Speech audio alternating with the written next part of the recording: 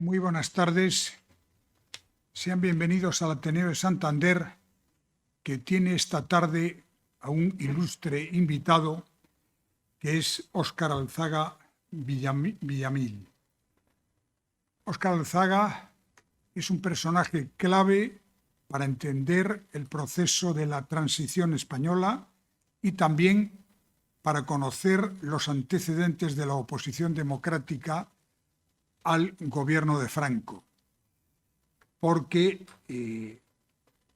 aquello que estuvo tan de moda en una época de la transición y que ahora algunos que no lo vivieron ni lo padecieron hablan de ello, es decir, de haber estado en las cárceles de Franco, pues don Óscar Alzaga estuvo porque ya él militaba en el Partido Demócrata Cristiano y trataba de traer la democracia a España. Bien, Óscar Alzaga es abogado, político, catedrático, fundador, iniciador de una revista tan importante en la transición como fue Cuadernos para el Diálogo, una revista en la que se presentaron la mayor parte de los documentos que después fueron base para construir el proceso democrático, que me consta, que no sé si luego él nos lo contará, que rechazó en 3 ocasiones ser ministro, porque se lo propusieron los gobiernos de la UCD y finalmente también tuvo otra oportunidad. Y como digo, una persona que nos puede contar muchas cosas muy importantes. Y viene hoy aquí a presentar este libro, La conquista de la transición, memorias documentadas, que son en efecto unas memorias, pero no esas memorias al uso en las que algunos políticos se limitan a contar poco menos que su agenda y decir que tal día estuvieron en tal sitio y que tal otro comieron con fulanito o menganito, sino que aquí, como bien dice la segunda parte, son memorias documentadas. Aquí hay mucha documentación y mucha explicación de lo que ocurrió en aquella época. Pero yo ya sin más quiero presentar también a José Antonio Rodríguez, yo creo que de todos conocido, el primer presidente de la región de Cantabria, de la autonomía de Cantabria, abogado y que estuvo muy al lado de Óscar Alzaga en el proceso de la transición y de la democracia. Y también con nosotros don Luis Martín Rebollo, catedrático de Derecho Administrativo en la Universidad de Cantabria, persona que conoce perfectamente toda esta documentación y todo este proceso y que además el Ateneo se honra de tenerle dentro de su equipo de gobierno, de su junta de gobierno. Yo ya sin más le voy a dar la palabra a don Luis Martín Rebollo para que nos presente realmente a Óscar Alzaga. Después tendrá la palabra José Antonio Rodríguez y Óscar Alzaga será lógicamente quien lleve el peso de esta presentación de este libro. Yo únicamente recomendarles, por favor, que tengamos los teléfonos móviles apagados o al menos sin sonido, y también decirles que el libro, La conquista de la transición, se está vendiendo en la entrada y yo estoy seguro que Óscar Alzaga estará encantado de dedicarlo al final de esta presentación. Y ya sin más, Luis Martín Rebollo tiene la palabra. Muy bien, muchas gracias. Buenas tardes. Bien, me toca la tarea de presentar a una persona que no necesita presentación desde 2 puntos de vista. Óscar Alzaga, académico, Óscar Alzaga, político, y luego hablar mínimamente de este libro, de este importante libro, que a mí personalmente pues me recuerda muchas cosas vividas, oídas o sabidas. Bueno, pues el autor de este libro, como acaba de decir el presidente del Ateneo, estudió Derecho en la Universidad Complutense inició allí su carrera académica, que culminó sucesivamente como profesor adjunto, agregado y catedrático, si mal no recuerdo, en San Sebastián, en la Autónoma de Madrid, en Oviedo y finalmente en la UNED, siguiendo un cursus honorum que hoy a los menores de 45 años les es absolutamente desconocido, porque hacen el bachillerato en el mismo sitio donde se doctoran y donde se jubilan. Pero era lo habitual en una universidad como la que él y yo también viví. Mi curso honorum es en ese sentido parecido: Salamanca, Zaragoza, Cáceres, Santander. Y allí, en la Universidad de Educación a Distancia, donde se jubiló, creó una importante revista que se llama Teoría y Realidad Constitucional, en la que, por cierto, se han llevado a cabo encuestas muy importantes de colegas sobre temas centrales de la disciplina, pero en realidad en temas centrales de la reciente historia política de España. Es autor de numerosas publicaciones que no voy a mencionar y de un libro pues, que escribió a los 30 y pocos años, me parece, que está en la editorial Ariel, sobre la primera democracia cristiana en España. Y después unos largos volúmenes que tenemos en el seminario, o teníamos, de comentarios a la Constitución, 12 en Edersa, si mal no recuerdo, 12 volúmenes que dirigió y escribió en ellos algunos trabajos. Desde muy joven también fue abogado y ha tenido hasta su jubilación un despacho de abogados que en los viejos tiempos en los que él defendió en ese despacho de abogados a personas represaliadas y procesadas en el Tribunal de Orden Público, que no es la ley de orden público, que eran sanciones. El Tribunal de Orden Público era un tribunal penal y, por tanto, con la posibilidad de penas no pequeñas. Bueno, junto a esa actividad estrictamente profesional, el profesor Alzaga tuvo desde muy joven una intensa actividad política. Primero en la clandestinidad de la oposición al franquismo, en el seno del movimiento demócrata cristiano. Yo no sé si a ustedes les dice algo la figura de don Manuel Jiménez Fernández, catedrático de Derecho Canónico, ministro en la República y referente, de alguna manera, del movimiento demócrata cristiano en el que se integra Óscar Alzaga y muchas otras personas. Esa Sevilla, que era donde estaba destinado, se convierte así en un lugar referencial importante. Bueno, con Jiménez Fernández, en su primera etapa, conectó un conocido presidente del gobierno, el presidente del gobierno que más tiempo ha estado en la presidencia, Felipe González. Después se conecta a Izquierda Demócrata Cristiana, luego llamada sin más Izquierda Democrática, y aparece ahí la figura de Joaquín Ruiz Jiménez. En torno a Joaquín Ruiz Jiménez, un grupo numeroso de jóvenes crea esa revista a la que Manuel Ángel Castañeda ha hecho referencia, Cuadernos para el Diálogo. Es 1963.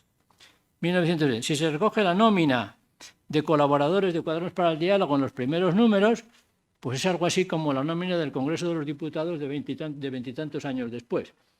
Porque en esa revista se gesta, por así decir, se forma y se consolida una generación que cuando llega la democracia, pues muchos van a distintos partidos, básicamente al Partido Socialista, pero también muchos a la UCD, pocos al Partido Comunista y otros pocos también a la Alianza Popular.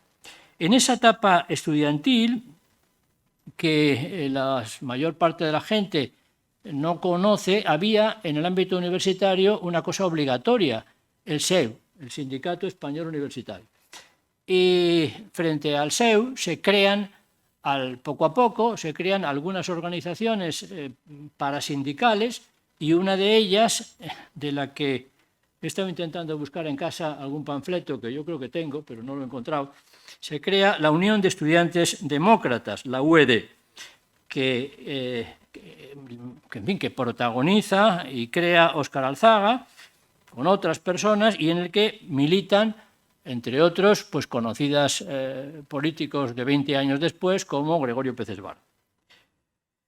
En el famoso estado de excepción de enero de 1969, Óscar Alzaga estuvo confinado, no precisamente como ahora, como en el confinamiento de la pandemia, sino confinado, creo que en un pueblo de Soria, cuyo nombre no recuerdo, pero supongo que él lo recordará muy bien.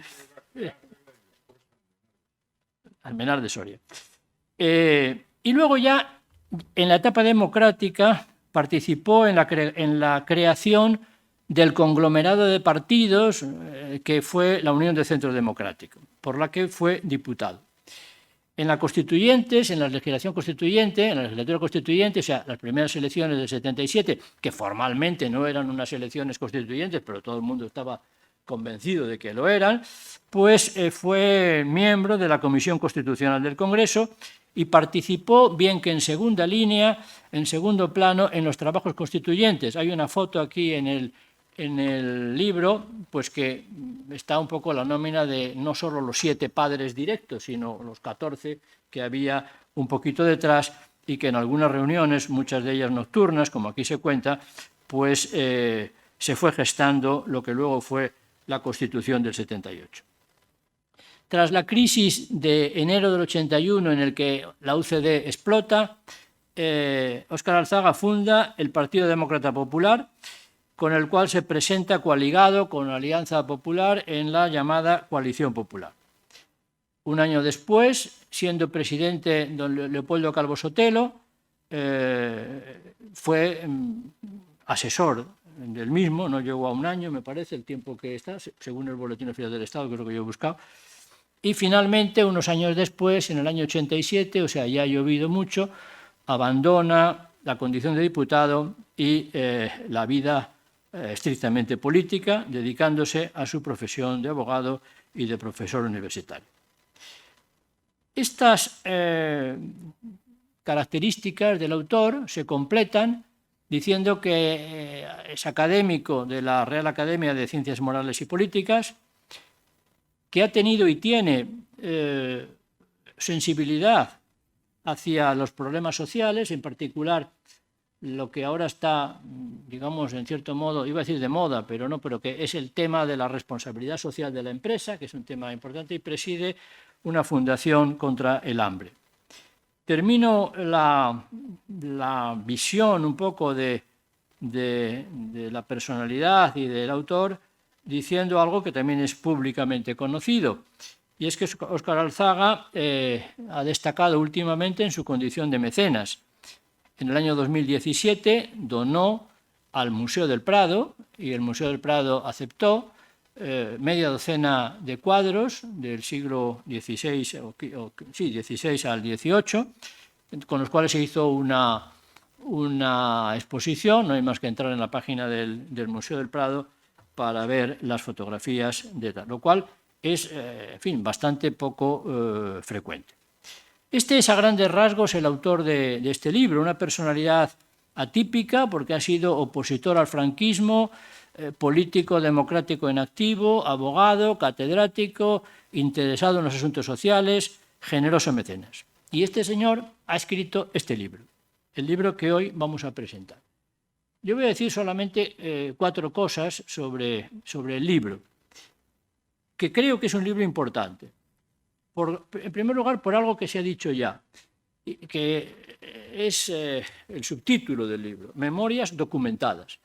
Hay muchas memorias escritas de memoria, hay muchas memorias escritas para justificar determinadas acciones. Hay pocas memorias en las que las afirmaciones tengan el soporte de una cita, de una nota, donde se cita el archivo donde se ha buscado, la carta, la fecha donde está el documento, el lugar donde sea.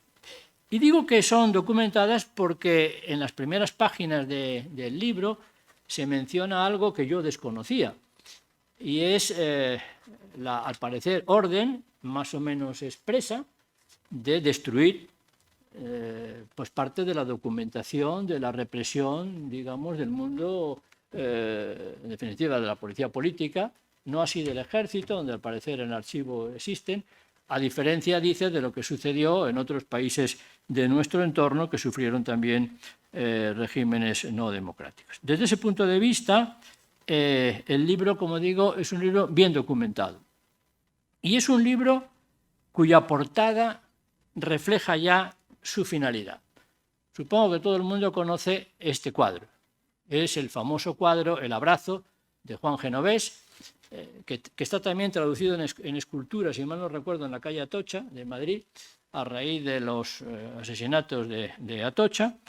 Y la mera fotografía de este libro ya está diciendo, desde el punto de vista, muchas cosas. Está diciendo un poco el sentido, la razón de ser, la finalidad, en última instancia, con la que se escribe este libro, que abarca un periodo de 1960 a 1978, es decir, hasta inmediatamente antes de la Constitución. Relata hechos que mi generación, que es un poquito más joven que la suya, no mucho más, pero un poco más joven que la suya, pues conoce o ha vivido o oído, de manera que gran parte de los nombres que aquí aparecen, algunos los conozco personalmente, otros he oído de ellos, he sabido de ellos, y otros por vía directa y otros por vía indirecta. Por tanto, este libro es probable que a las personas de menos de una determinada edad no les diga nada. Para otras, desde luego, es un poco rememorar la historia de su juventud. Pero es un libro que importa y que era necesario por una segunda razón, para que quede ahí como historia, para que quede ahí para los historiadores. Por esa razón que digo de que, al parecer, no hay una estructura de archivos y de fichas que permita a los historiadores enredar sobre ese pasado. La verdad es que cuando leí eso que se dice ahí al principio, pues en fin, empecé a pensar y en efecto no se habla mucho con datos en las memorias que se han producido de otros autores. El libro trata básicamente de la oposición al franquismo que nace en los entornos universitarios y muy especialmente el intento finalmente fallido de construir un gran partido demócrata cristiano a la italiana, que con el Partido Socialista estarían llamados a protagonizar la vida política, a generar alternancia y a ser capaces de pactar las grandes cuestiones de Estado, las políticas de Estado.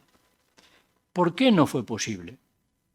Eso no queda, a mi juicio, muy claro en el libro. Pero me permiten una opinión estrictamente personal. Yo creo que hubo muchas democracias cristianas. De Gil Robles a Ruy Jiménez, el hijo pequeño de Gil Robles fue coopositor conmigo. Es decir, el hijo pequeño es Álvaro, que bueno, es mayor que yo, pero desde Gil Robles a Ruy Jiménez, como digo, hay muchas democracias cristianas. Pero claro, pasando por otros casos cercanos, como el PNV, que en última instancia era una democracia cristiana. En ese espacio ideológico está el papel de los propagandistas de Herrera Oria, cuya estatua, por cierto, está aquí, ahí, según salen a la izquierda, una estatua, a mi juicio, horrenda, pero la tienen ahí, a 50 metros. Está también los movimientos propiciados por los jesuitas, o los vinculados a la vieja acción católica. No sé si les sonará la JEC, la JOC, la OAC, Juventudes Estudiantes Católicas, Juventud Obrera Católica, Hermandad de Obreros de Acción Católica, que finalmente tiene una deriva cercana a la Cracia, que tuvo que ver con algo relacionado también con Santander, por cierto. Y finalmente, en el ámbito de la cultura católica, el papel del Opus Dei, que venía de cierto colaboracionismo con el régimen franquista. El predominio de personalidades procedentes del franquismo en el centro-derecha tradicional, hay una conversación con Manuel Jiménez de Parga, que es mencionada aquí, donde dice, me siento incómodo en el gobierno porque la mayor parte de los colegas de ese gabinete proceden de un espacio distinto al mío en su momento. Pero yo no quiero dar la patada, pero finalmente a raíz de eso va de embajador de España en la OIT. Bueno, pues el predominio de personalidades procedentes del franquismo en el centro-derecha tradicional contribuyó, creo yo, a relegar lo que hubiera podido significar la democracia cristiana, fuera cual fuera el rótulo, el título o el nombre con el que se presentara. El resultado es conocido, el protagonismo de Alianza Popular, luego del Partido Popular, y la virtual desaparición de esa alternativa, de esa más moderada, que tan buenos resultados dio en Italia y en algunos otros países cercanos. No quiero seguir por esa vía, porque es un apunte que el autor nos dirá o no desde su punto de vista. Son sumamente interesantes muchas páginas, pero destaco las dedicadas al Congreso de Múnich de 1962, hubo santanderinos en el Congreso de Múnich, al proceso de Burgos de 1970, la consolidación del PSOE del interior tras el Congreso de Suresnes en 1970, cuando ya habían pasado tiempo y, como dije antes, Gregorio Pérez Barba y todo su equipo, entre ellos una persona que hoy escribe un artículo importante en El País, Tomás de la Cuadra, pasan de ese ámbito sectorial al Partido Socialista. O el importantísimo, en fin, yo no era abogado, pero desde luego leí cosas de esa época, el famoso Congreso de la Abogacía de León de 1970, que tanta importancia tuvo después en la evolución de ese ámbito profesional. Bueno, pues termino diciendo lo que, como empecé, que se trata de un libro importante. Y quiero, como estamos en Santander, quiero destacar que por el libro pasan muchos personajes ligados de una u otra manera a Cantabria, que son citados de una u otra manera por su participación o simplemente menciones. Recuerdo así, en primer lugar, a mi maestro, Eduardo García de Enterría, a Manuel Díez de Velasco, que nació aquí en la Avenida de los Castros, a Mario García Oliva, a Jesús de Polanco, que se dicen cosas importantes, Alfonso Osorio, de Torrelavega, Joaquín Leguina, y en un plano muy distinto también se cita pues, al que fue catedrático de Historia Contemporánea en esta facultad, Juan Pablo Fusi, y le sorprenderá a muchos por qué cito a una persona que fue un referente de mi generación, bueno, al que muchos leímos, yo entre ellos, que nos hablaba del alfa y el omega, el teólogo francés Pierre Teilhard de Chardin. ¿Y por qué lo cito a Teilhard de Chardin en relación con Cantabria? Pues porque Teilhard de Chardin estuvo mucho tiempo en Cantabria a principios de siglo, porque además de teólogo era prehistoriador y colaboró físicamente en las cuevas de Puente Viesgo, en la cueva del Castillo y en la cueva de las Monedas, y hay allí a la entrada una placa diciendo que aquí estuvo Pierre Teilhard de Chardin y el abuelo del actual príncipe de Mónaco, de Alberto de Mónaco. En fin, nada más, es una satisfacción para mí estar aquí esta noche y solo me queda decirles o insistir en lo que Manuel Ángel Castañeda ha mencionado, que manejen el libro, que lo lean y que verán que con esa lectura, aunque no sea una lectura directa y que piquen de aquí y de allá, siguiendo el índice, aprenderán mucho que buena falta hace de nuestra historia reciente, de la intrahistoria de la historia, que es con la que se hacen, con las pequeñas cosas, con la que se hace luego la gran historia. Nada más. Muchas gracias.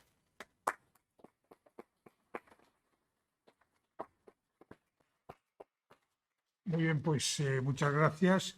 Tiene la palabra José Antonio Rodríguez.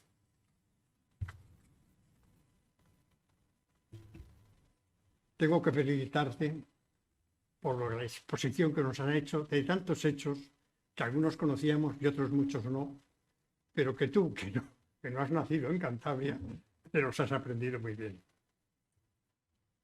Te lo agradezco de nuevo. En mi caso, mis palabras van a ser mucho más sencillas porque no puedo competir con él. Hace 40 años conocí a Óscar en una época fascinante de la política. Primero en la UCD y posteriormente cuando se crea el PDP, el Partido Demócrata Popular, en el cual Óscar ocupa la dirección. Desde ese momento nos une una gran amistad que ha continuado a lo largo de los años. Siempre he considerado a Óscar una persona afable, inteligente y un gran luchador, además de un abogado de reconocido prestigio. Me han encomendado la tarea de presentarles a Óscar Alzaga. Creo que bastante ya lo ha hecho Luis. Este político destacó por su encomiable labor política en una época en la que España estaba entrando en la democracia tras bastantes años de dictadura. Esta es la persona que presento como uno de los responsables de la política de aquella época y que nos trasladará sus conocimientos y las experiencias a través de su interesante vida. Gracias.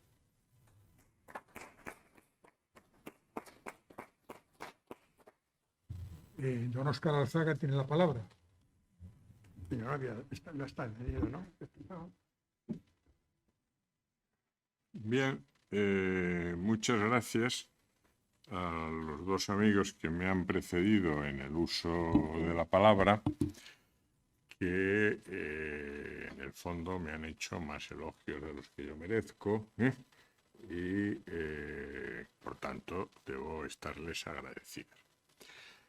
Yo, antes de nada, quiero decir que no soy un político, no me creo un político. He estado en política, pero ya saben que en buen castellano, entre el verbo ser y el verbo estar, hay diferencias significativas, y por tanto, ser es una cosa y estar es otra.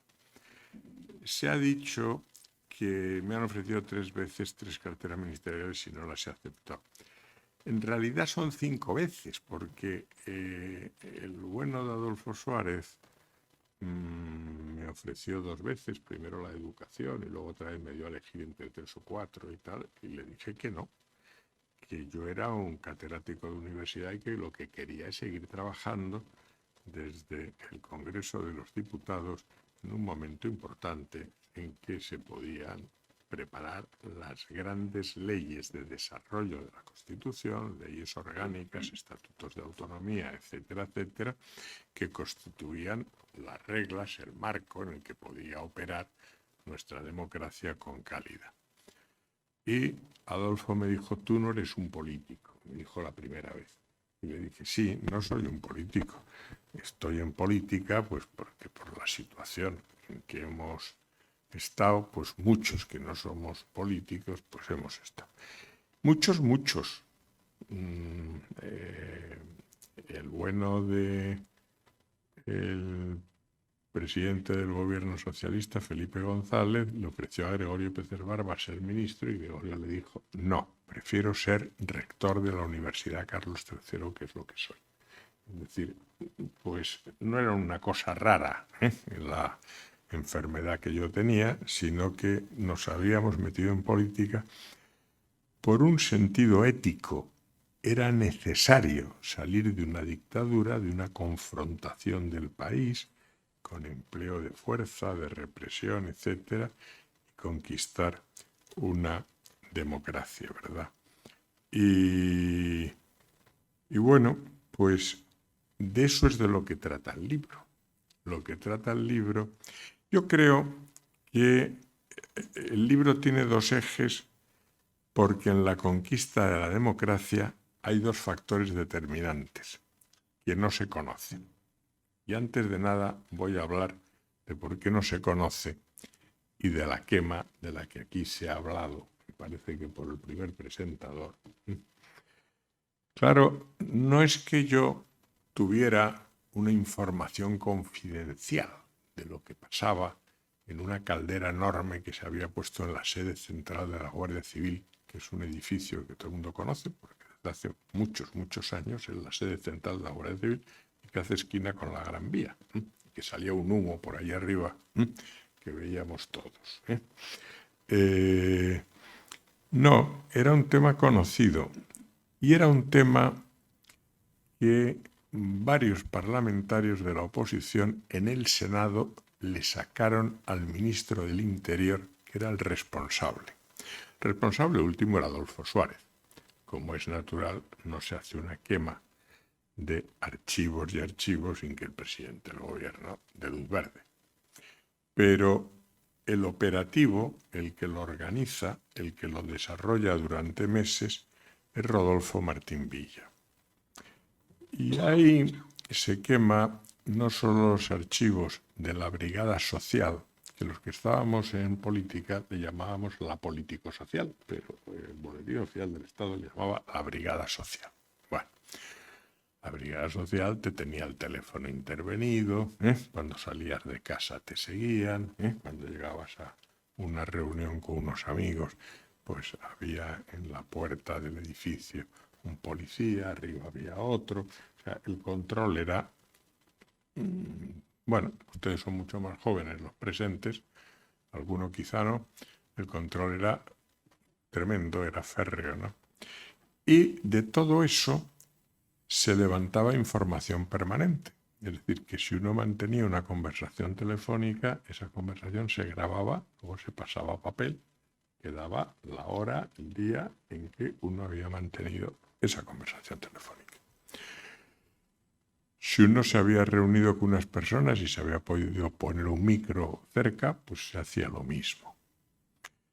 Si uno había hecho un viaje a Barcelona, a Bilbao, a Sevilla, a Santander, te venía Santander, Santander siempre fue importante, o a donde fuese, pues había una información de que había salido para allí, luego los de la Brigada Social de la ciudad donde ibas te estaban esperando, hacían un informe de con quién te habías reunido, de qué habías hablado, a qué hora te habías vuelto a Madrid, etc. Ni las agendas nuestras, si se hubieran conservado, tenían la 10ª parte de interés de todo eso. Junto a eso había otros servicios de información. Yo recuerdo un día que me fui a Salamanca. Este país tiene un problema que no tiene bien organizado el poder donar archivos interesantes a una institución preparada para eso. Hay un archivo histórico nacional y tal, pero si le donas tu archivo personal normalmente, pues se lo piensa 3 veces antes de aceptarlo. Entonces, la familia de Dionisio Ridruejo donó su archivo a quien se lo aceptó. Fue el archivo de la Guerra Civil que está en Salamanca. Y la Guerra Civil no tenía nada que ver con los papeles de Dionisio Ridruejo, que en Madrid, en la posguerra, se había movido con muy buen criterio, muy moderadamente, en una línea centrista, guión poco socialdemócrata, tal, pero no socialista. Y cuando estaba yo allí, trabajando, estuve 2 o 3 días en el archivo de Dionisio Ridruejo, el primer día, uno de los mujeres me dice, quiere la directora saludarle. Si puede usted acompañarme, suba usted arriba. Bueno, pues como es natural, sube arriba y tal, ¿qué le están tratando a usted? ¿Le están sacando todo lo que usted quiere? No, me están tratando admirablemente, no tengo ninguna queja, estoy muy agradecido, etc.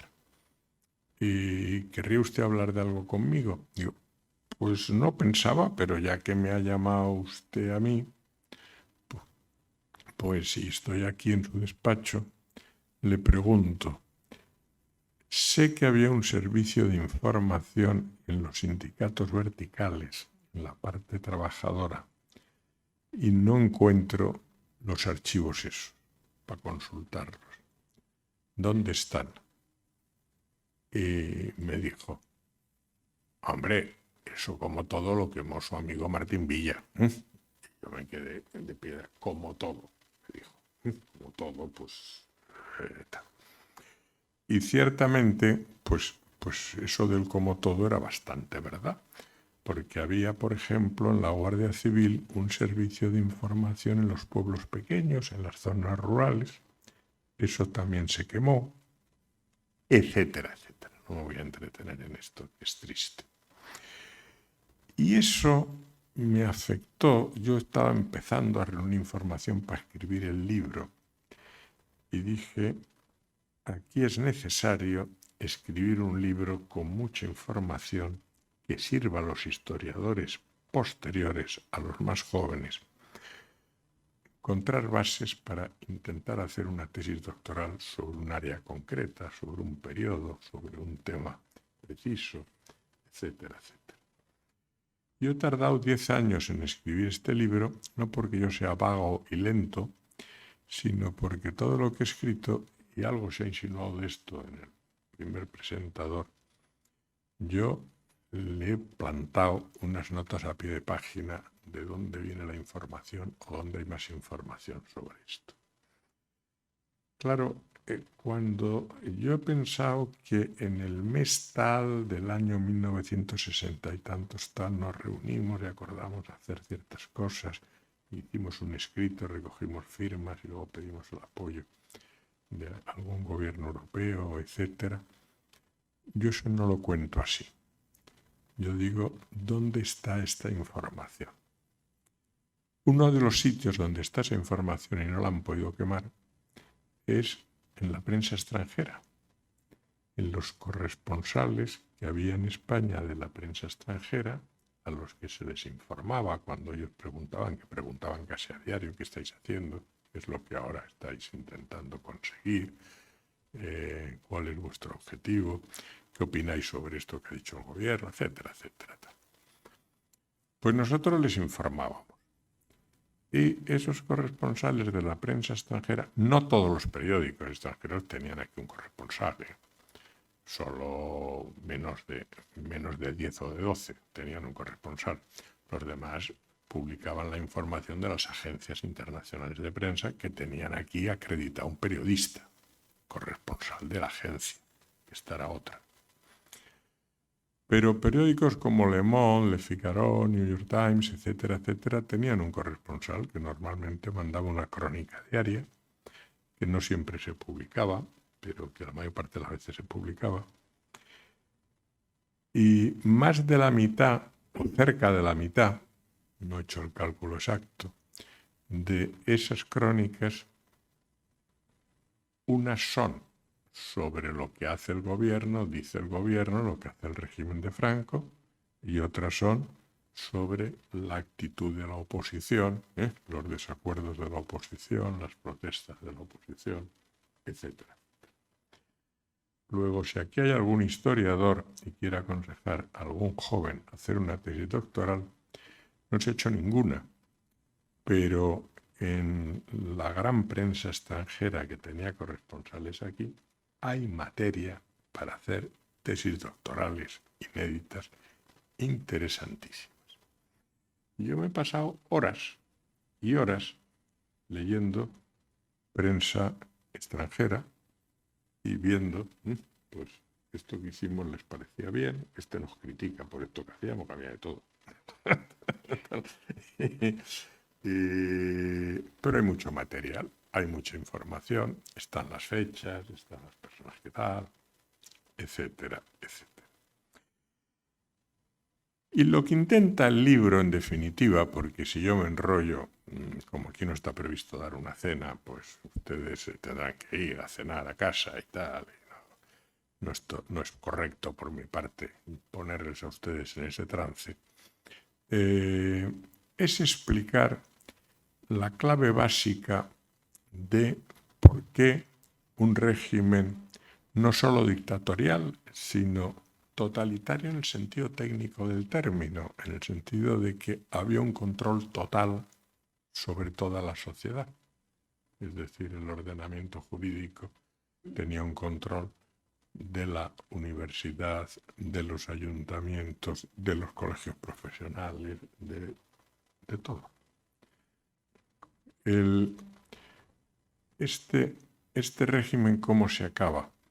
Pues fundamentalmente yo creo que hay dos factores, y yo los trato ampliamente en el libro. Hay un factor que es el fenómeno generacional. Surge una generación en la universidad que muy mayoritariamente está disconforme con el régimen y se reúnen para hablar de ello, para expresarlo de una manera, de otra. Hubo un momento, yo cuento en el libro porque es el que a mí me afecta más precisamente, tras el Congreso de Múnich, que es que se le hincó a un expediente. El texto del expediente yo lo incorporo al libro como anexo porque yo incorporo documentos que son exóticos, que es un parrafito en que, trayendo a colación una disposición del siglo XIX y otra más reciente, sin decir lo que ha hecho, se le dice que se le quita la cátedra y se le dan 3 días para que alegue lo que tenga que alegar. A don Jesús Prados Arrarte, catedrático eminente de Economía Política y jefe de los servicios de estudios del Banco Central. Ese Banco Central que luego se fusiona con el Banesto Central, y luego el Banesto Central Argentaria. En aquella época era el Banco Central. Como es natural, el jefe de estudios del Banco Central no era un comunista, ya se lo imaginan ustedes, ni un anarquista, ni un señor peligrosísimo con unas tesis, tal. Era un señor que creía en la economía de mercado, bien llevada, etcétera, etcétera. Era un demócrata, está en el Congreso de Múnich y no quiere volver a España porque a los que volvían los mandaban en unas islitas de Canarias a perder el tiempo 3 meses o lo que tal. Y él dice que él se queda en París. Y entonces en París él pide que le reciba el ministro de Economía, el ministro de Hacienda, el vicepresidente del gobierno, el director del banco tal, no sé qué, y se dedica a contarles lo que pasa en España, que hay que ayudar a acabar con la dictadura española, que tienen que ayudarnos, que no es posible sin ayuda. Entonces el gobierno español se preocupa muchísimo de lo que está haciendo don Jesús Prados Arrarte, un señor mayor que se levanta por las mañanas y todos los días tiene 2 o 3 entrevistas con personas muy importantes. Y abren un expediente para quitarle la cátedra y sancionarle. Yo era estudiante de la facultad, me habían elegido delegado de los estudiantes de la Facultad de Derecho, sin yo estar politizado ni pertenecer a nada. Yo era un estudiante empollón. Había sacado en primero matrícula en todas las asignaturas, en segundo prácticamente lo mismo, en tercero me acababa de dar el rector el premio del mejor becario de la Universidad de Madrid. Entonces no se llamaba Complutense, porque solo había una universidad en Madrid, el mejor becario de la Universidad de Madrid. Y me eligieron un poco pues, porque era un... Y yo, cuando vi aquello, tenía muy buena opinión de Prados Arrarte. Fui a ver al decano. Está contado en el libro, pero da una idea de cómo actuábamos. Voy a ser breve. Y le digo al decano, he convocado la junta de delegados. Éramos 10 por curso, 50. Delegados electos. Quiero que la presida usted. Era Prieto Castro, don Leonardo, catedrático de procesal, porque se va a tratar el tema de que le han incoado un expediente a don Jesús Prados, le han dado 3 días para contestar, me ha venido a ver la familia, tengo el papel, sé que publico. Y tenemos que hacer algo. Yo no he sido alumno suyo, yo he estado en la otra cátedra de Economía, la de Naharro, pero sé que es una persona del mayor nivel y que esto es absurdo, injusto, no tiene sentido que la universidad se pierda a este cerebro. Vamos a ver, sin montar un escándalo, cómo le salvamos la cátedra. Yo necesito su ayuda.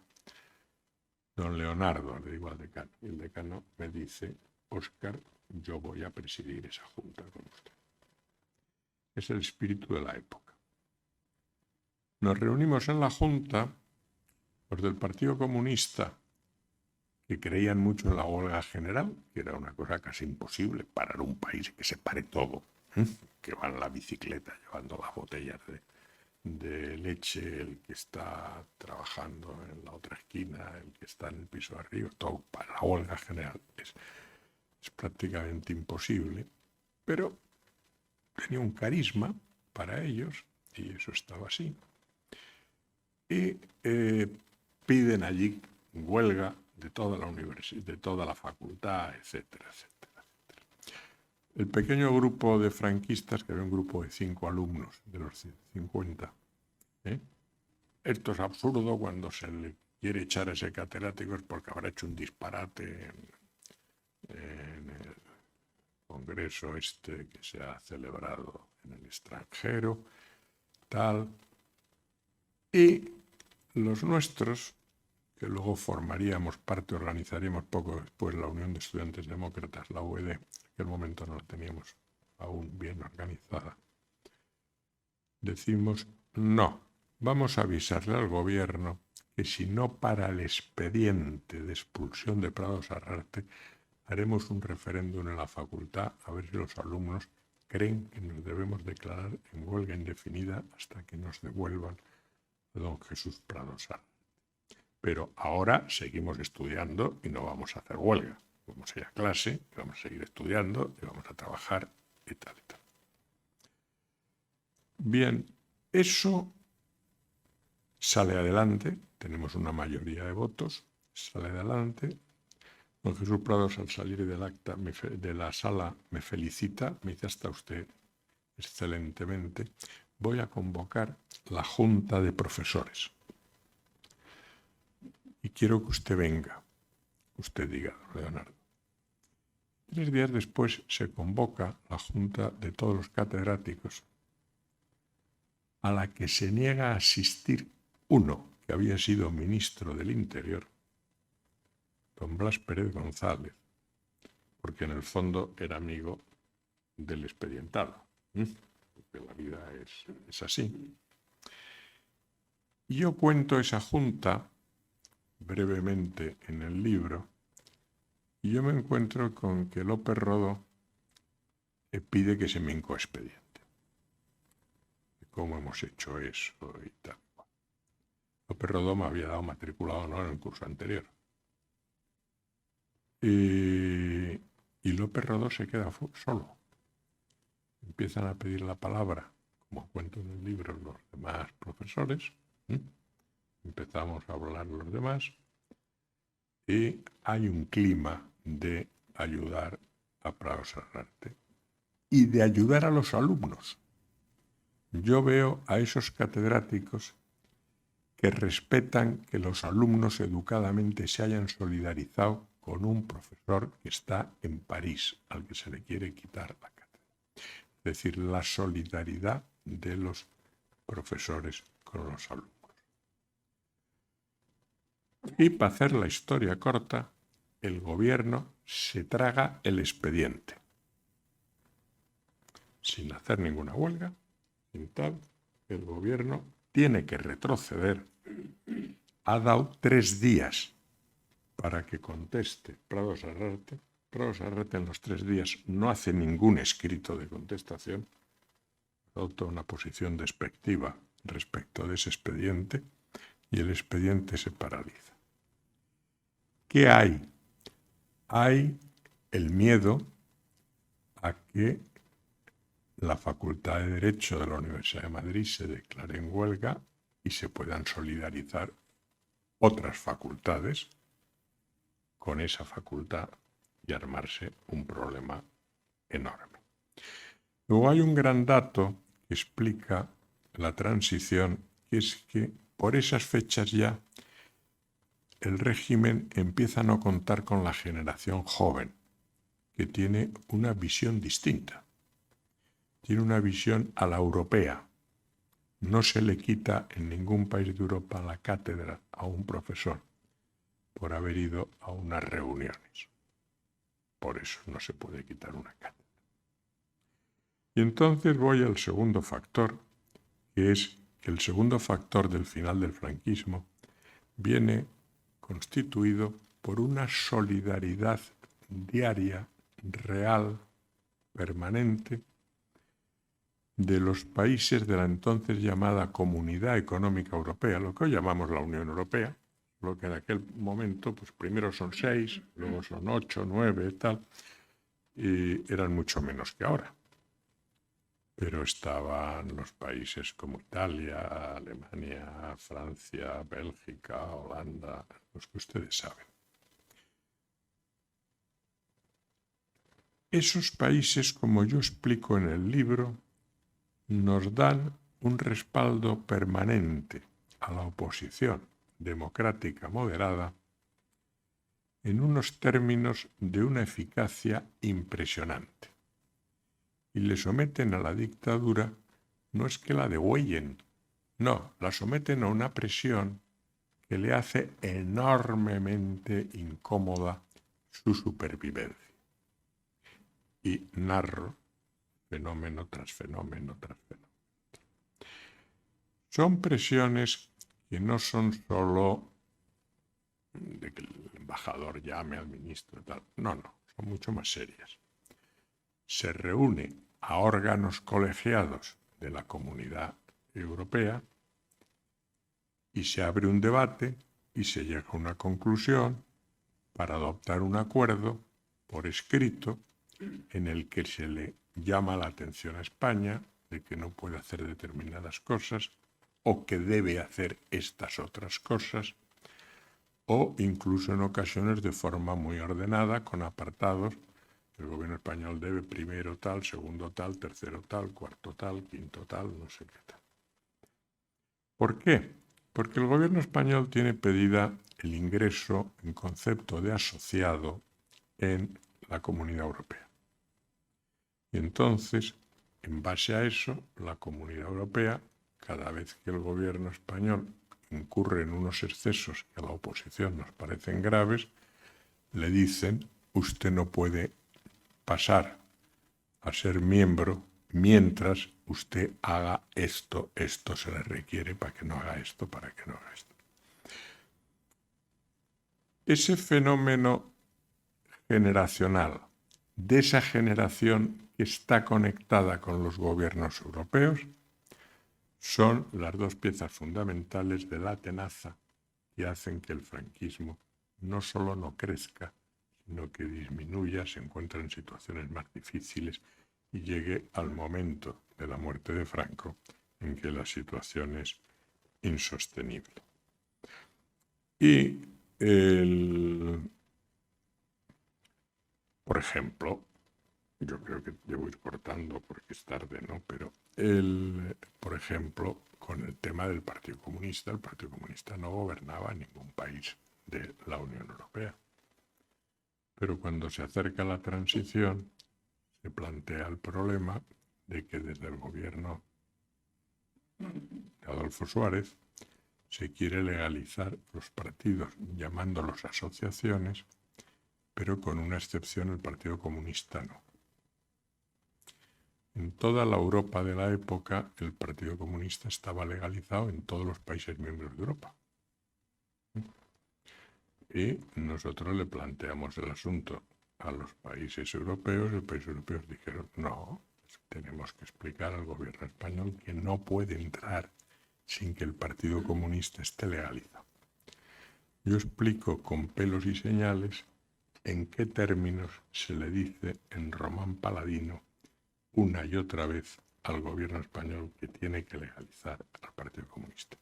Y se da la paradoja, y voy terminando, de que en la asamblea del Consejo de Europa se hace una votación, votan a favor de que en España se legalice el Partido Comunista los liberales, los demócratas cristianos, los socialistas, todos, y se abstienen un rinconcito había de 15 diputados comunistas que se abstienen. En el fondo les da no sé qué, que quienes les están legalizando no son ellos, les están legalizando los partidos moderados de Europa, que son los que exigen la legalización del Partido Comunista, como narro ahí. Claro, esta visión de que hay una generación y conectada con Europa que hace inviable la transición no es la visión de la historia oficial española.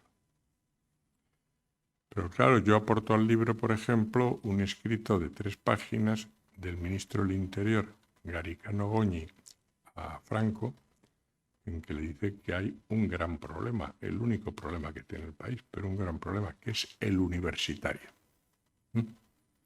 Y le dice que con ese problema no es posible seguir con el régimen. Diplomáticamente, el ministro del Interior se lo dice al caudillo.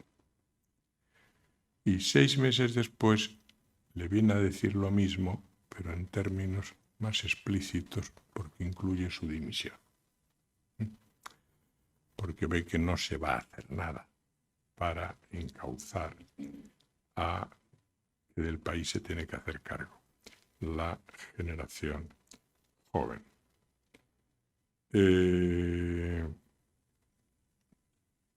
Yo creo que el libro es interesante para conocer la real historia de cómo una serie de gente que no éramos políticos, por lo menos en lo que a mí concierne, tenía muy claro que quería ser catedrático y abogado y tal, y bueno, estabas en política por un problema ético. En aquellas circunstancias era un deber estar en política y asentar una democracia, pero no ambicionabas ocupar cargos y convertirte en un político profesional. Pues creo que es una explicación muy gruesa, pero que, como tiene un índice muy detallado, se puede uno saltar lo que quiera, y no pasa nada. Y a mí los amigos que lo han leído, todos me dicen, yo no sabía esto, yo no sabía esto, yo no sabía esto. Digo, bueno, es que llevamos muchos años desde que murió Franco, en que se produjo la quema. Y aquí no se ha vuelto a hablar de esa realidad. Este es un libro que está escrito no sobre la versión oficial de la gente que venía del franquismo y pasó a ocupar cargos en la democracia, sino desde lo que realmente se hizo aquellos años, que fue determinante y fue imposible de frenar y de imposibilitar.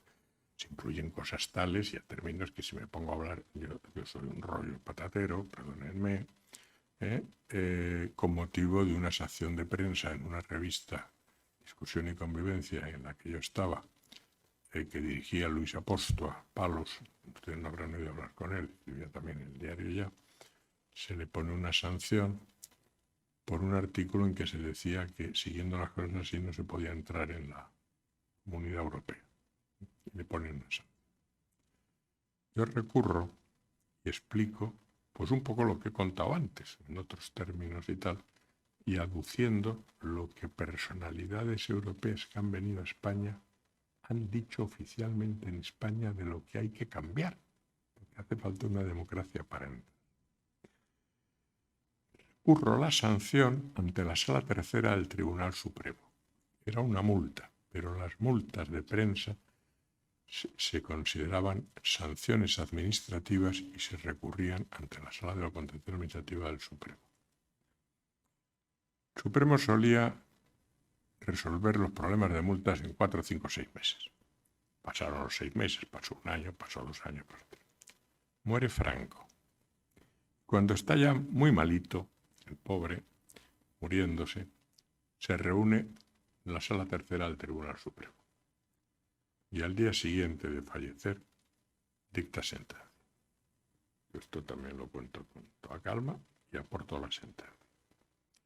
Y la sentencia, por unanimidad, dice que el recurso tiene toda la razón, de que para entrar en Europa hace falta asumir los cánones democráticos con que funciona la Unión Europea, que por tanto lo que se decía en el editorial era cierto, que lo que se dice en el es cierto, y le echa la bronca al al gobierno, que es el que ha puesto la sanción, y elegantemente no mandan la sentencia al Aranzadi, no la mandan ni siquiera a la colección legislativa. Hace unos años a un amigo magistrado del Supremo le dije: tengo esta sentencia, tengo la copia, como abogado que gané el asunto, pero quiero ver si está en el archivo del Supremo, porque es que no está en Aranzadi, no está en la colección legislativa, que fue tan singular aquella transición que se mojó la Sala Tercera del Supremo echándole una bronca al gobierno, pero quiero ver. No, yo te organizo que vayas al archivo. Fui al archivo y estaba la sentencia en que le echaba la bronca, exactamente 5 días después de morir Franco, a aquel gobierno, y se lo notificaba al gobierno de que se podía entrar en la Comunidad Europea, pero cambiando esto y esto. Y esa sentencia está aquí. Es decir, que la conquista de la democracia es apasionante y es mucho más divertida de lo que nos han contado hasta ahora. El que ha sido muy pesado ha sido este ponente, pide perdón y devuelve la palabra al presidente.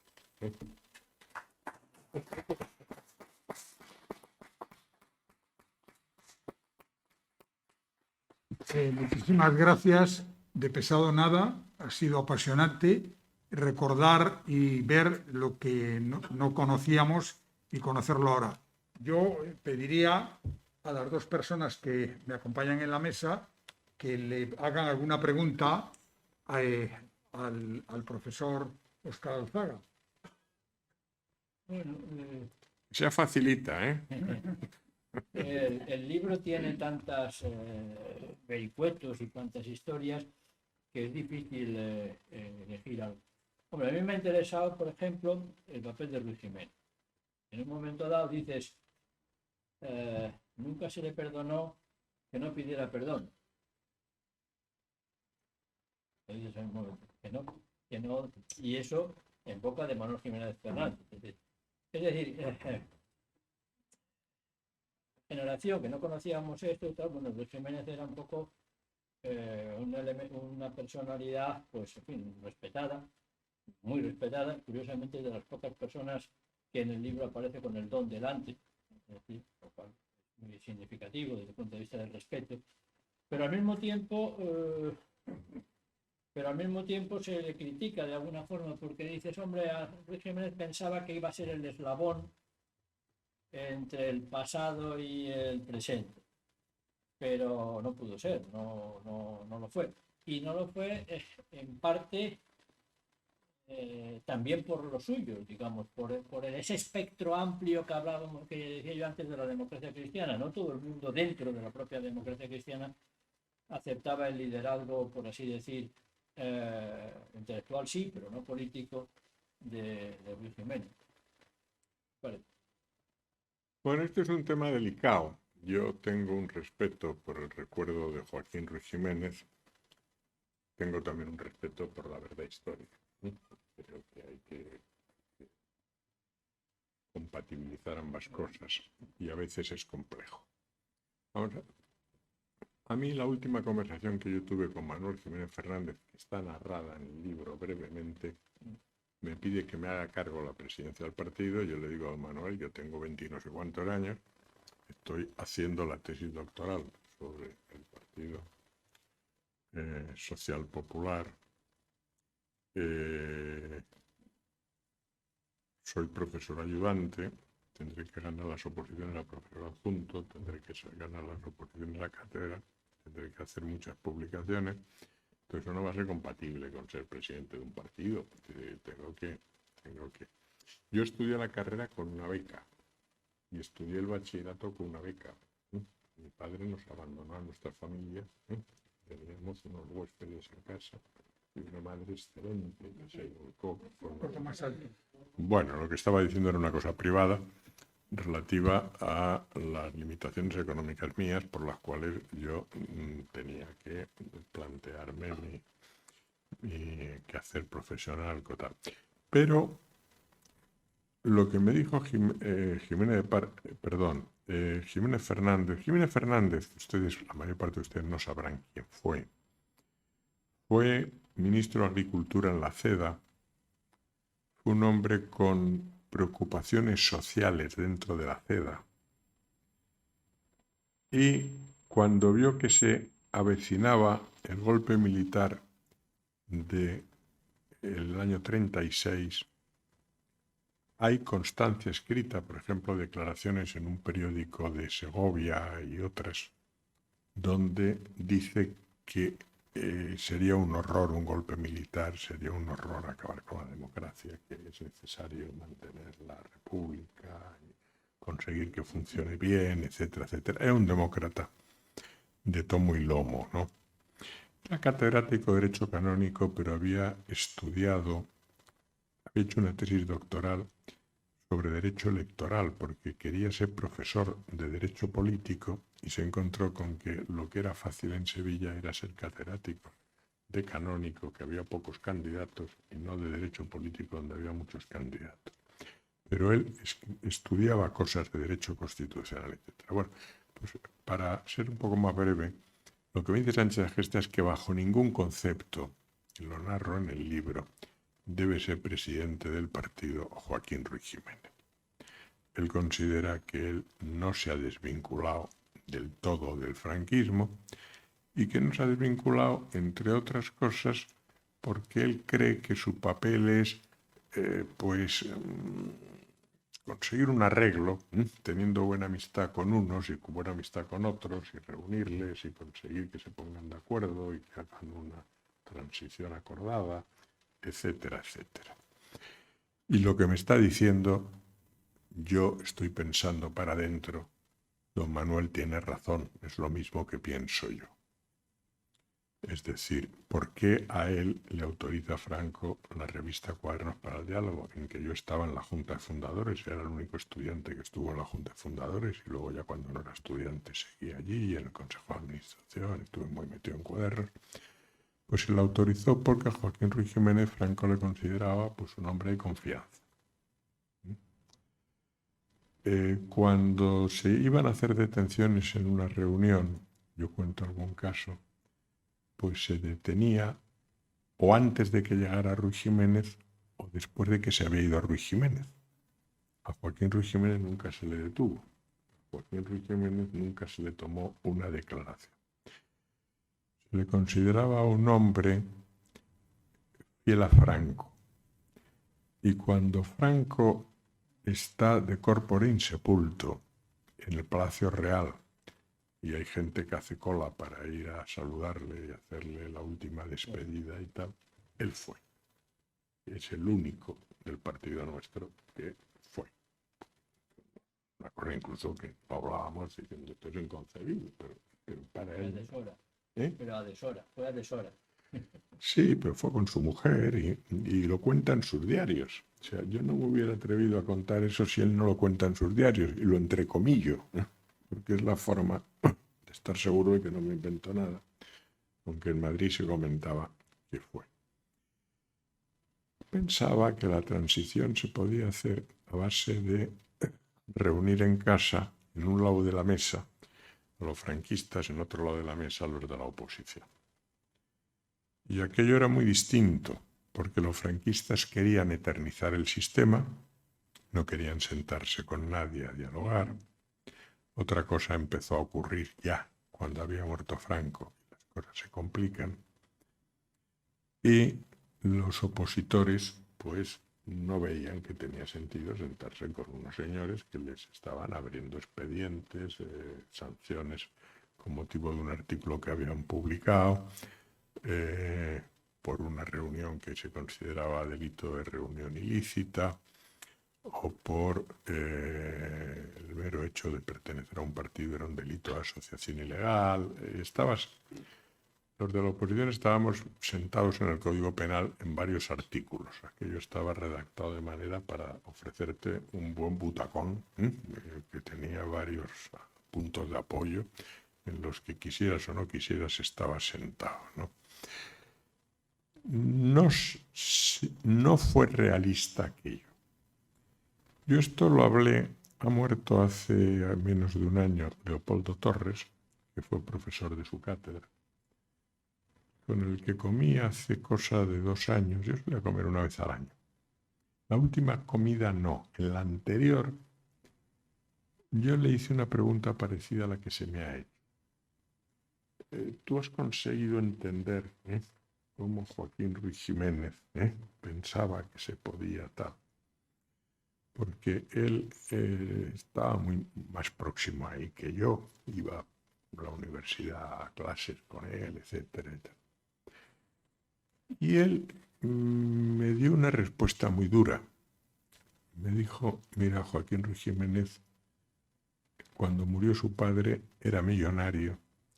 El padre había sido alcalde de Madrid y tiene una plaza en Madrid, en los bulevares, que se llama Plaza Joaquín Ruiz Jiménez, que hay gente que cree que es del hijo, no, es del padre alcalde. Bueno, ese alcalde tenía dinero y les dejó una finca muy importante en la salida de la carretera Corú, les dejó una serie de bienes, un patrimonio, y tal, no sé. Joaquín Ruiz Jiménez le embargaron al final hasta la vivienda. Terminó en unas dificultades tremendas. A mí Gregorio Pérez Barba, cuando estaba gobernando Felipe González, me llamó un día a ver si yo podía hablar con los de la oposición para hacer defensor del pueblo a Joaquín Ruiz Jiménez para que tuviera un sueldo.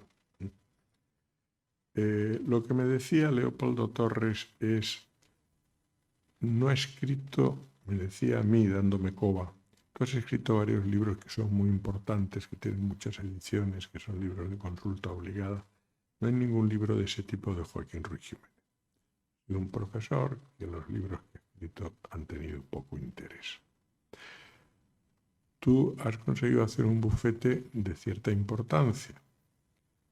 Joaquín Ruiz Jiménez, el bufete al final ha tenido que cerrar porque estaba él solo. Se le fueron los 2 últimos pasantes que quedaban con él porque el bufete no tenía clientes, no tenía movimiento, no tenía interés.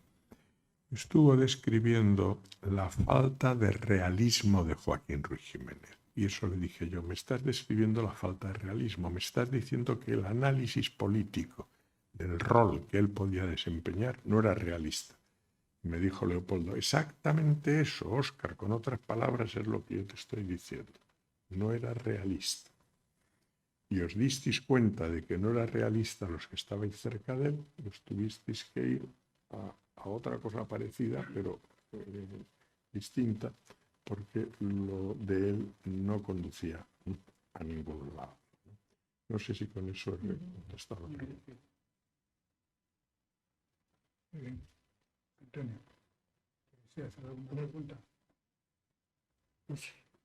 Bueno, yo he estado escuchando muchas cosas, que algunas las he reconocido por el libro, otras no conocía nada, pero me falta conocer tu segunda época, cuando ya empiezas como político a la calle. Cuando tú ya empiezas a promocionar tu partido, tus enfrentamientos con los mismos que debían de ser de tu misma edad, de la misma forma de pensar, y los resultados de todo ello, y al final, ¿qué ocurrió? Bueno, yo fui requerido cuando la crisis de UCD. La crisis de UCD es un tema que no está muy estudiado. Es una crisis tremenda. Es decir, hay un momento en que Adolfo Suárez crea un partido, que es el presidente, y se va de UCD. Y hay un momento en que Hay unos socialdemócratas que se han ido al PSOE o que se están yendo al PSOE, etcétera. Y en que Leopoldo Calvo Sotelo, sin contar con la directiva del partido, convoca unas elecciones que no se estaba en condiciones de afrontar. Nosotros, los que nos consideramos demócratas cristianos, me habían pedido a mí, hay una persona a la que yo apreciaba mucho, que ya no está en la tierra, ya lo siento, Julen Guimón, de Bilbao, de aquí al lado, del Cantábrico. Buena gente. Venía del partido de Gil Robles, éramos muy amigos. Julen Guimón es el que un día me coge, me sienta y tal, Óscar, necesitamos que te hagas cargo de la presidencia. Hemos decidido, Zutano, Mengano, Perengano, tal. Me da el nombre de 18, 19 o 20 diputados de UCD, que era un partido. Esto es una trifulca permanente. Aquí Adolfo se va. Yo creo que aún no se había ido, pero se sabía que se iba. Calvo Sotelo no puede ni ver a Landelino Lavilla. Landelino Lavilla está harto de Leopoldo Calvo Sotelo. Esto es un lío tremebundo. Aquí hay que hacer un partido en base a unas ideas, tal. UCD fue una conjunción de gente en un momento histórico, tal, que tiene una explicación, que sirvió para poder hacer unas elecciones constituyentes con una mayoría que pudo gestionar la situación, etcétera. Eso ya no vale. En todas las encuestas el primero está el PSOE. Ya es evidente que vamos a quedar en la oposición, pero podríamos hacer un partido en la oposición que se gestara. Ese es Julen Guimón el que ahí me plantea el asunto. Digo que me lo tengo que pensar. Al día siguiente lo volvemos a ver. Le digo que en vez de llamarlo democracia cristiana, yo había hecho la tesis doctoral sobre el Partido Social Popular. Digo, a mí me gustaría llamarlo Partido Social Popular, pero hay un problema, que es que Tierno se ha quedado con las siglas, PSP. Entonces, pues no se puede llamar PSP, podríamos llamarlo Partido Demócrata Popular. Es el nombre que tuvo en los años 20 un Partido Demócrata Cristiano en Francia y no sé qué. Pero yo acepto la presidencia sobre la base de que la presidencia no sea una presidencia con poderes y tal, sino que esto tenga una dirección colegiada, que el presidente no tenga ni despacho en el partido. Había otro tema, es que no había un céntimo para crear ese partido. Esto era otra parte de la película muy importante. Como no hay un céntimo para crear eso, pues a mí no me creéis un despacho ahí y tal. Lo que hay que buscar es ponernos de acuerdo en un secretario que lleve el partido, el secretario. Yo os ayudo, no faltaba más y tal. Se crea aquello y yo no sabría en este momento, porque todo esto no lo trato en el libro se acaba cuando se va a hacer la Constitución, que es mucho antes. Y Leopoldo Calvo Sotelo estaba muy nervioso porque todo iba muy mal y Adolfo Suárez tal y Landelino no sé qué y tal, pues convoca, disuelve, ejerce sus funciones constitucionales de presentar la solicitud de disolución de las cámaras y convocatoria de elecciones, etcétera, disuelve. Y al disolver, yo me encuentro con que yo le llamo a Landelino y Landelino no se pone en vez. Porque yo lo que quería era... Perdón, que es que todo mi progresismo consiste en que quiero hablar con el que está a la izquierda. Ese es todo el problema. Y claro, el izquierdismo no funciona en esas dosis, es un problema el izquierdismo. Entonces hay que ser centrista, hay que hablar con el micrófono así y tal, yo lo sé, pero no lo hago bien. Y entonces me encuentro con que le llamo a Juan Antonio Ortega Zambrona, que estaba muy próximo a Landelino, me coge el teléfono, le digo que me quiero reunir pero no me dice de reunirnos. Yo me doy cuenta de que Juan Antonio Ortega toma nota de que yo me quiero reunir con Landelino, pero no me dice yo te monto la reunión, vente al despacho mañana, no me dice nada. Entonces era evidente que estábamos en una situación en que se acaba de crear el partido, no había una organización, no había unos medios económicos, etc. Y en esto el que llama es Manuel Fraga Iribarne, con el que yo no tenía el menor noviazgo, no era mi tipo, con todos los respetos. Hay a quien le gustan las rubias, las morenas, las altas, las no sé qué tal, pues Manolo Fraga no era mi tipo y tal.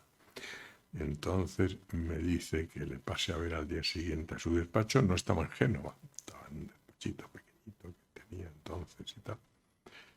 Voy allí, bueno, no voy a contar las anécdotas porque la reunión aquella estuvo repleta de anécdotas, pero me plantea el hacer una coalición electoral. Yo le digo que lo tengo que consultar, lo consulto con los promotores que estaban con aquello, y de una forma muy lógica, pues de una parte no les gustaba mucho la cosa, cosas como son, pero de otra parte es que resultaba que el casarse con los otros era metafísicamente imposible porque no querían. Y entonces pues hay una segunda conversación con Fraga en que le digo que vamos a hablar de eso. Es el momento en que Fraga está bien en las encuestas, vamos bien, está bien en las encuestas es el PSOE, que estaba con mayoría absoluta más clara que el agua, pero estaba relativamente bien en las encuestas, y ahí me llama un buen abogado de Zaragoza, que tú conoces, que en este momento no me viene a mi avejentada cabeza el nombre, que era el presidente del PAR, Partido Aragonés Regionalista. Me acuerdo de él, pero no me acuerdo de su nombre. Hipólito Gómez de las Rozas. Hipólito Gómez de las Rozas. Exactamente. Entonces, me llama Hipólito Gómez de las Rozas. Me dice Fraga que tú probablemente te vas a coaligar con Alianza Popular. Si tú te coaligas, yo me coaligo, porque a mí me viene bien, porque si no, no veo nada claro sacar diputados en Aragón. Entonces yo veo que esa coalición tiene un sentido de que la ley electoral prima a las mayorías y penaliza a las minorías por el problema de que pide unos mínimos, etcétera. En fin, no vamos a hablar de eso ahora. Y veo que está en un razonamiento análogo Hipólito, ¿no? Entonces yo a Hipólito le digo, pues mirad, yo lo tengo que consultar, o yo consulto todo con la gente, porque este partido no lo he promovido yo, lo han promovido una veintena de amigos que se han estado reuniendo y tal, pero yo creo que si les digo que tú estás en esto, siempre que ellos estén en esto, pues va a ocurrir que probablemente se animan y yo te puedo llamar esta tarde y tal. Y en efecto, cuando les dije, me ha llamado Hipólito Gómez de las Rozas y tal, lo demás, claro, tal, aquí, no sé. Bueno, el resultado de aquello fue que el CDS obtuvo un resultado pésimo, dicho sea con todos los respetos, como es natural. UCD saca un solo diputado por Madrid, de los 32, 33 que era la lista de Madrid, saca uno solo, que era Landelino Lavilla. Y entonces Landelino dimite y se va al Consejo de Estado, deja la política, etc. Se retira de la política el hasta entonces presidente del gobierno, Calvo Sotelo, y se produce un derrumbe. Esta es la realidad. Ahora, ¿qué viene después? Pues después yo necesitaría otra tarde entera para explicar lo que viene después, y como es natural, estos señores piensan irse a su casa. Pero en una palabra ocurre que hay un cerco de los empresarios presidido por José María Cuevas, que estaba al frente de la patronal, de ni un céntimo al PDP. Pero ni un céntimo es ni un céntimo, es que quieren hacer un congreso, pues que pasan la bandeja a la salida de misa, a ver quién les da unos céntimos y tal y cual. Eso de lo que luego, cuando yo dejé la política, me llamó un día para intentar arreglar el recuerdo, José María Cuevas, decirme, yo me he equivocado, no sé qué y tal. Yo, José María, yo salgo de la política, tú sigues ahí presidiendo la patronal. Gracias por estas palabras amables, pero esto ha sido absolutamente determinante.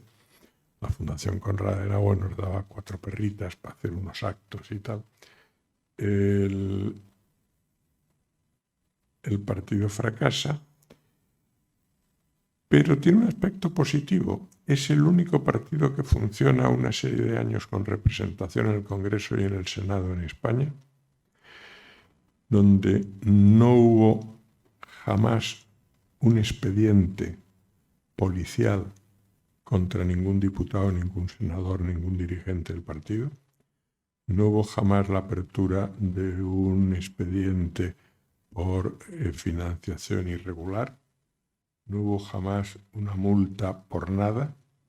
El partido fue de una pobreza tan enorme como su limpieza.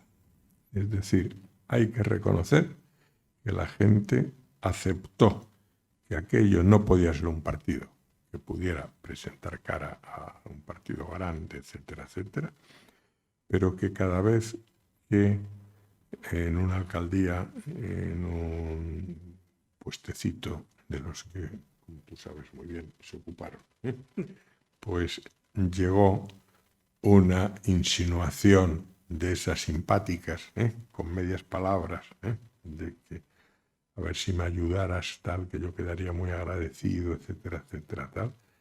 Siempre se dijo que no.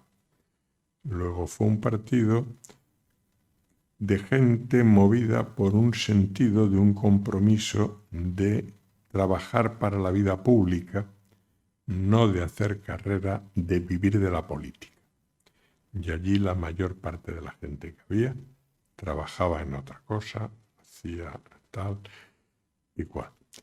Y eso yo no lo escribo porque se acaba mucho antes y porque tiene en la historia de España mucho menos interés que lo que yo cuento aquí. Eso fue simplemente pues un gesto en la descomposición de UCD. Si UCD hubiera sido un partido más integrador, en que Suárez lo hubiera llevado de otra manera, etcétera, etcétera, etcétera, pues probablemente ni Suárez se hubiera ido, ni hubieran pasado las cosas que hubieran pasado.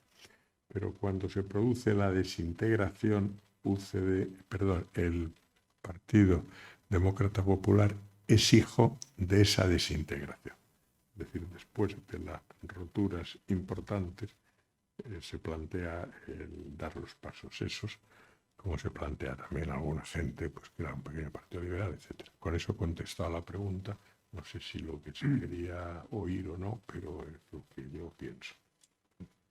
Yo creo que en aquella época la mayoría de la gente que estaba participando en política eran profesionales o tenían una actividad cualquiera que no tenía importancia para ellos en un momento determinado. Si tenían que dejarlo, no pasaba nada. Hoy, pues resulta que hay muchos que están viviendo única y exclusivamente de la política y tienen que aferrarse a ella como sea. Todos los que venían del franquismo, que en UCD eran más de la mitad, seguían viviendo solo de la política. Tú no venías del franquismo. Sí, pero eso no lo cuento a ellos. La visión, claro, es que no cuentas a más de la mitad, pero... Es decir, tú dime cuál era la profesión que tenía Rosón, Rodolfo Martín Villa. No vamos a dar nombres, no dar nombres es una grosería. Pero son listas, uno coge la lista de diputados y de gente que venía del franquismo en las constituyentes, de la lista de UCD al Congreso, es algo más del 60%, los que vienen del franquismo, que se dice pronto. y venían todos de cargos de diputaciones provinciales, de tal, Pero que se fueron eliminando. Con el tiempo, vamos. Bueno, UCD se elimina con el tiempo, pero ellos querían seguir así, porque no tenían profesión. Creo yo, tal y como yo lo viví. Los que teníamos profesión éramos los que no nos habíamos planteado vivir de la política, sino vivir de nuestra profesión. Y no veníamos del franquismo. Pues sí, ahí está. Muy bien, pues muchísimas gracias. Hemos llegado al límite del tiempo establecido. Yo quiero agradecer mucho a Óscar Alzaga el esfuerzo que ha hecho por venir hoy aquí a Santander a presentar este libro y, como no, tanto a Luis Martín Rebollo como a José Antonio Rodríguez, su presencia aquí esta tarde. Yo les recuerdo que el libro se está vendiendo en la entrada, que seguro que ahora el catedrático Óscar Alzaga lo firmará a aquellos que lo quieran llevar dedicado y, desde luego, despedirle con un fuerte aplauso, porque creo que ha sido de enorme interés esta intervención de Óscar Alzaga en el Ateneo de Santander.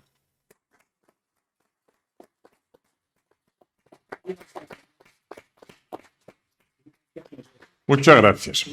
Sí.